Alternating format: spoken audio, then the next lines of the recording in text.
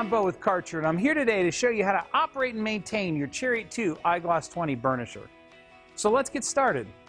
To begin using your Chariot 2 Igloss 20, you'll need to unplug it from the charger. Next, replace the pad if needed. Check and replace the collection bag if needed. Keep in mind that because of the fine size of the particulate it's collecting, it will never fill up, and it will need changed on a regular basis. You're now ready to transport your Chariot 2 Igloss 20 to the job site. The first thing you'll want to do is depress the operator presence switch by stepping onto the platform. Turn the key on, select the transport mode you want to use, select either forward or reverse on the direction switch.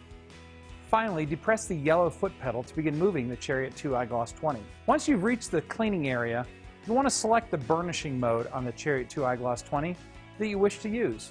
When you're finished burnishing, take your Chariot 2 Igloss 20 to the storage area and charge the unit for the next usage. Be sure to replace pads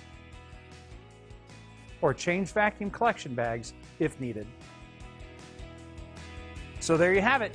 You now know everything that you need to know to safely and effectively operate and maintain your Chariot 2 Igloss 20 burnisher. Until next time, keep it clean.